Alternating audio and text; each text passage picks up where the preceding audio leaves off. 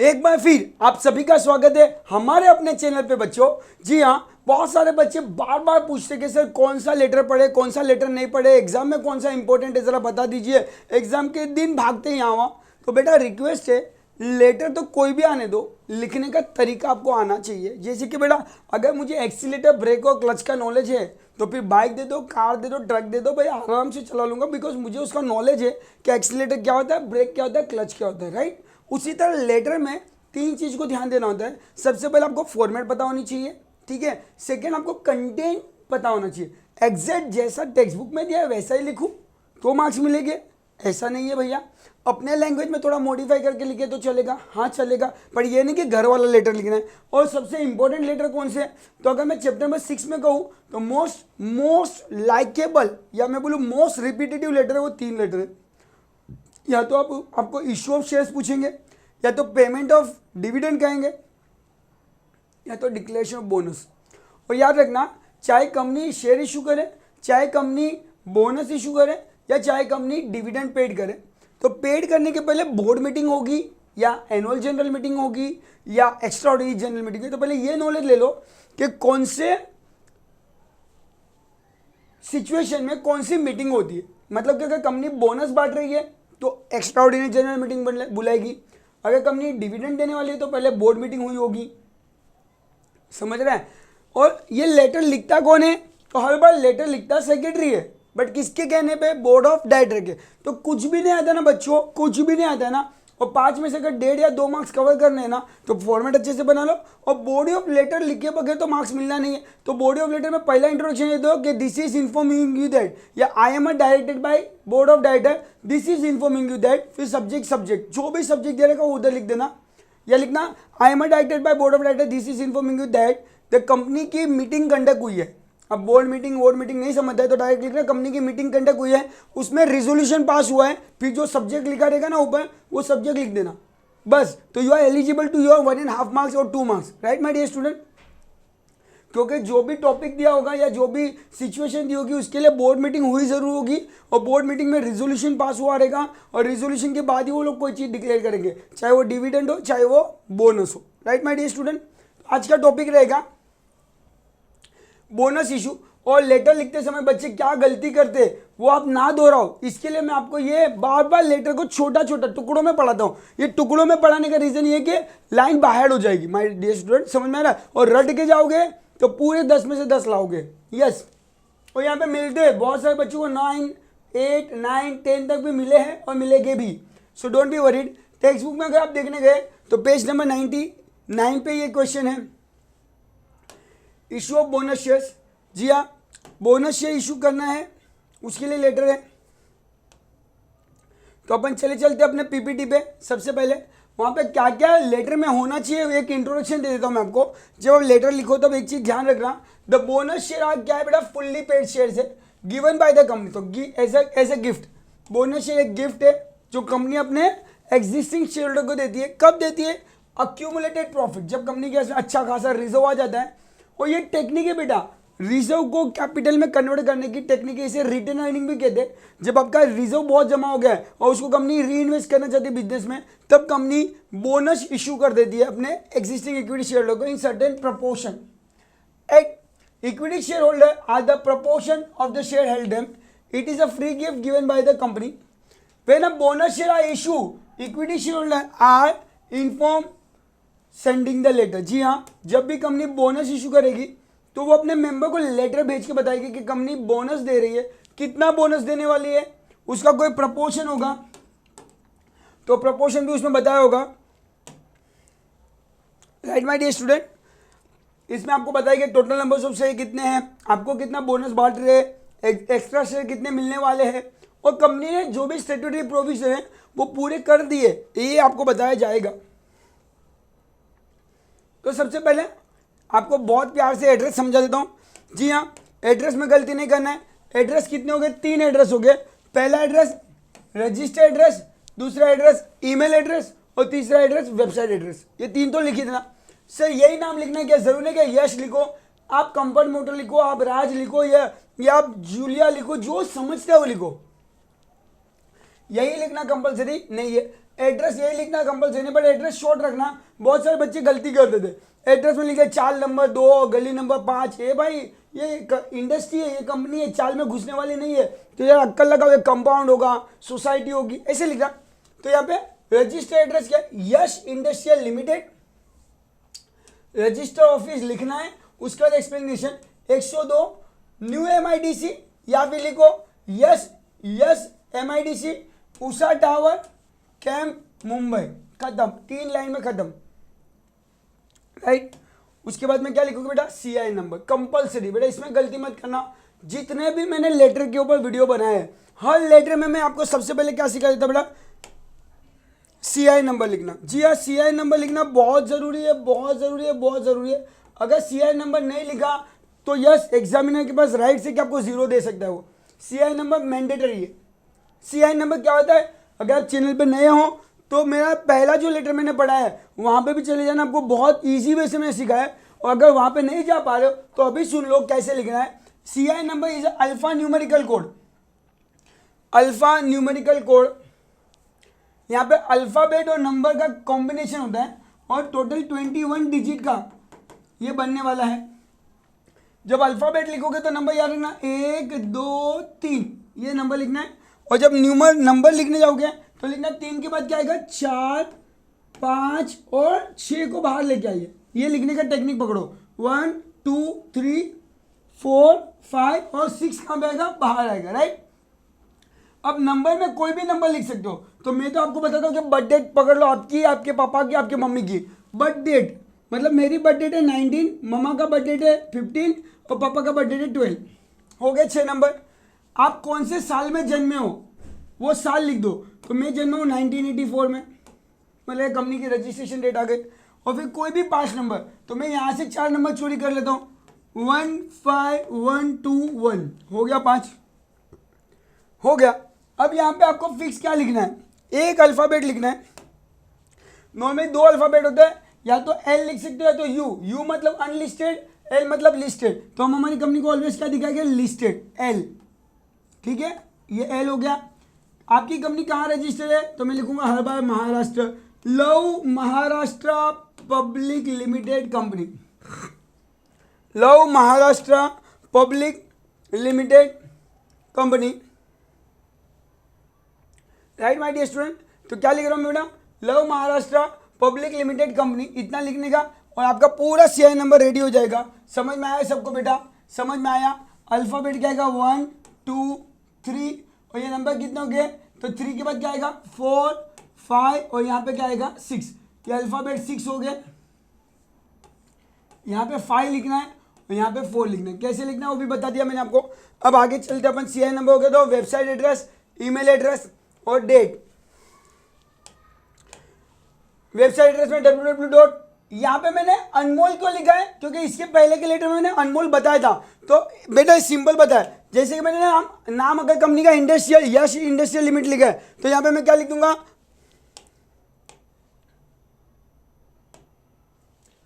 यहाँ पे मैं क्या लिख दूंगा बेटा, समझो मैं आपको बता दूं कैसे कंबाइन करता हूँ मैं, यहाँ ध्यान देना बेटा।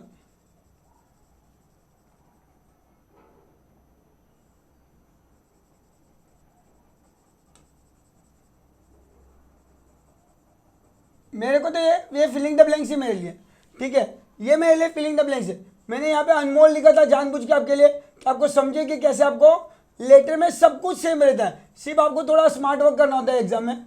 ये पहले से प्री डिसाइडेड है, फिक्स है, तो भाई मैं करूँगा क्या,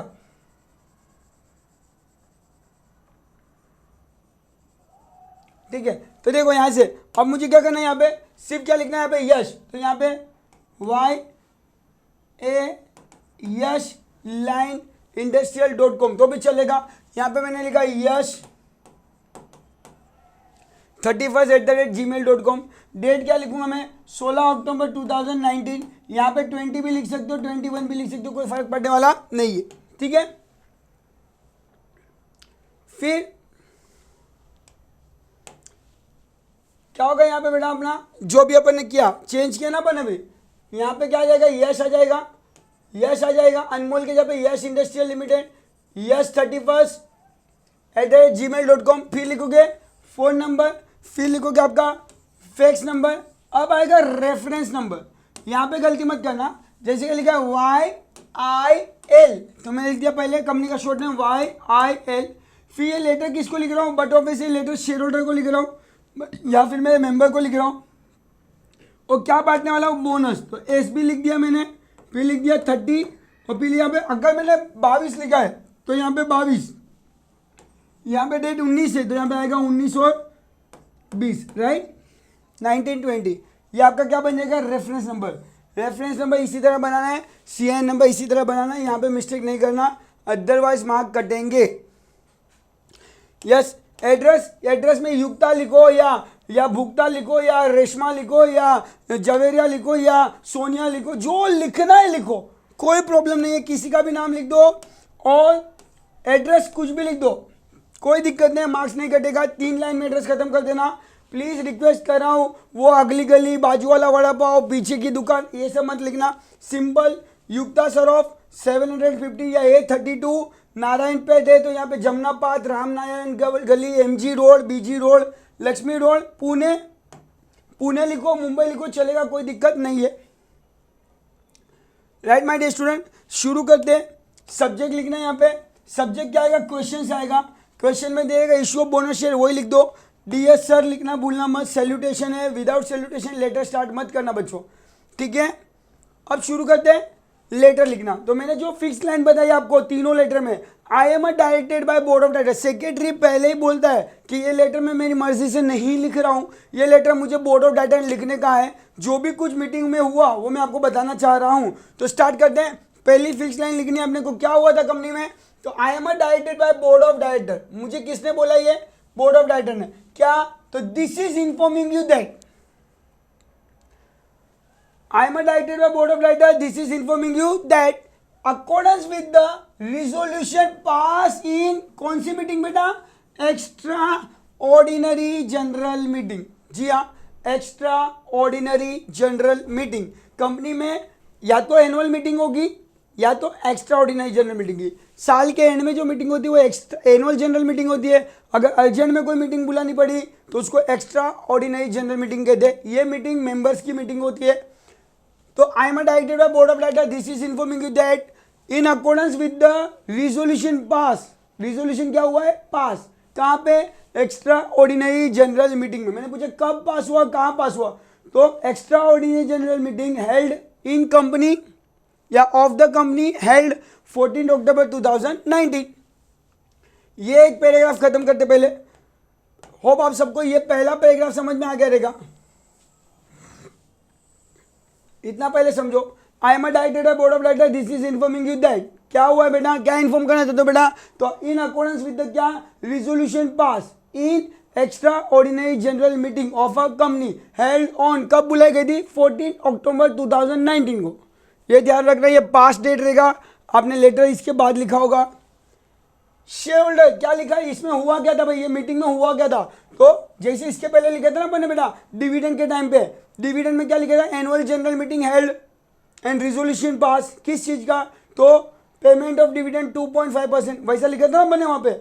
यहाँ पे भी लिखे कि मीटिंग में हुआ क्या था, share holder have unanimously approved, यहाँ पे शेयर होल्डर ने क्या कर दिया बेटा, अप्रूव कर दिया, क्या कर दिया, approve, without any terms and condition share holder ने अप्रूव कर दिया, क्या, recommendation by the board of director to issue bonus shares. Board of director ने रेकमेंड किया था कि भाई अपने पास बहुत सारा रिजर्व जमा हो गया है, अब ये रिजर्व अगर अपन चाहे तो अपने शेयर होल्डर को एज ए बोनस डिक्लेयर करना चाहे तो कर सकते हैं। और ये मीटिंग में डिस्कस हुआ और हमारे शेयर होल्डर ने भी क्या किया, हाँ चलो देते, और उन्होंने अपनी तरफ से अप्रूव दे दिया। Because board of director suggest कर सकते हैं, बोर्ड ऑफ डायरेक्टर अप्रूव नहीं कर सकते, अप्रूवल तो ऑलवेज मेंबर ही करते, इसीलिए पूरी लेटर लिखी गई है और लेटर में बताया जा रहा है कि किसने अप्रूव किया और किसने सजेस्ट किया। तो 2 पैराग्राफ है, आराम से समझो। पहले आई am directed by board of director, this is informing you that, क्या इन्फॉर्म करना था बेटा, ये इन्फॉर्म क्या देता है, तो in accordance with the resolution pass in extra ordinary general meeting of the company held on 14 October 2019।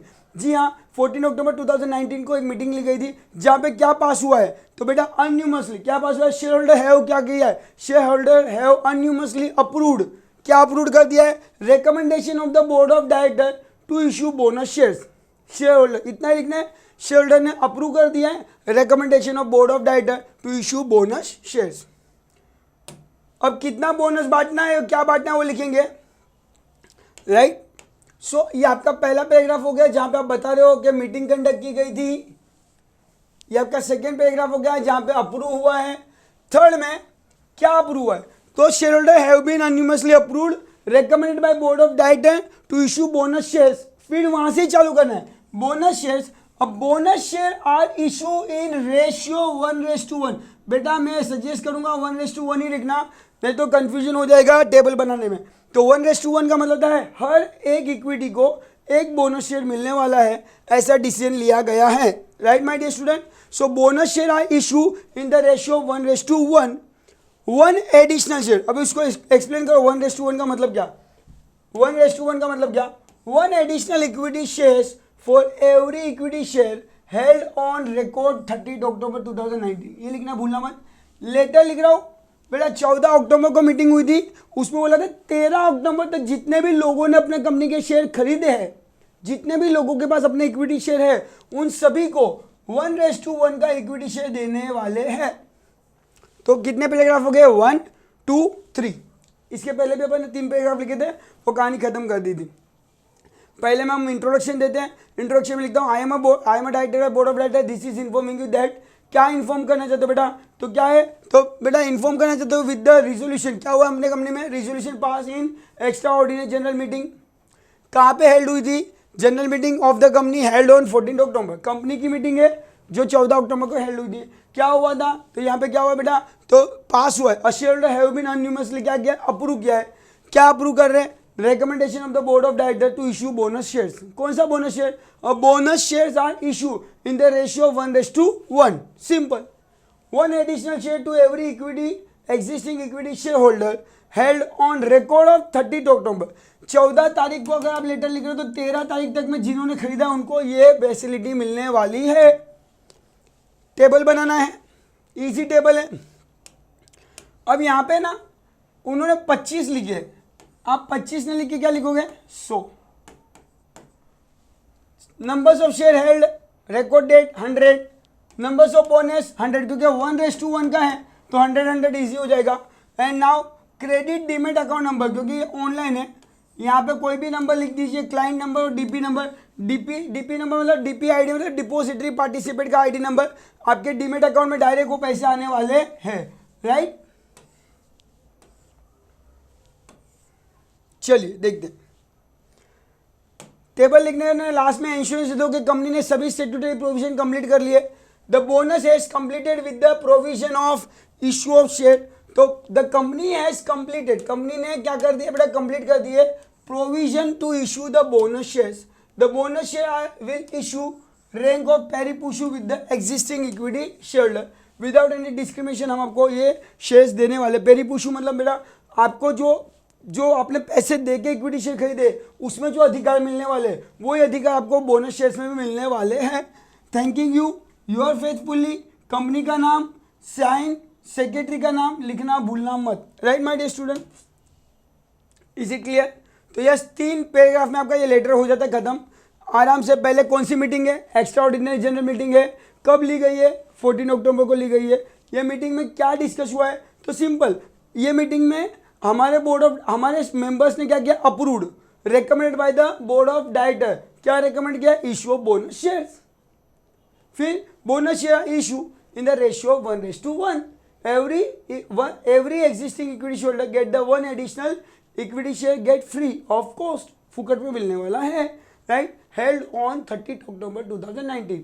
Record date 13 October पकड़ेंगे कि 14 तारीख को मीटिंग हो, 13 तारीख तक में जितने लोगों ने खरीदा है उन सबको ये फैसिलिटी मिलने वाली है, राइट। टेबल बनाना है, उसके बाद में फाइनली अपने को क्या लिखना है बेटा कि company has been completed all the statutory provision related to issue of bonus shares and the bonus share issue on the pari passu close. इतना लिख देना है, आपका आंसर खत्म। Your thanking you, your company secretary faithfully लिख के ख़त्म करना है। So thank you so much. Hope मैं आशा करता हूँ कि आपके ये करस्पॉन्डेंस के टॉपिक आपको बहुत अच्छे से समझोगे। नेक्स्ट चैप्टर आने वाला है चैप्टर नंबर 7, वो भी करस्पॉन्डेंस का रहने वाला है और उसमें भी बहुत सिंपल वैसे मैं आपको पढ़ाने वाला हूँ किस तरह इंटरेस्ट पेमेंट होने वाला है, किस तरह हम लोग अदर्स लेटर लिखने वाले हैं। सो चैनल को शेयर करना, सब्सक्राइब करना, लाइक करना और बने रहना अपने चैनल पे, क्योंकि ऐसे प्यारे वीडियो और भी आते रहेंगे बच्चों। Thank you so much.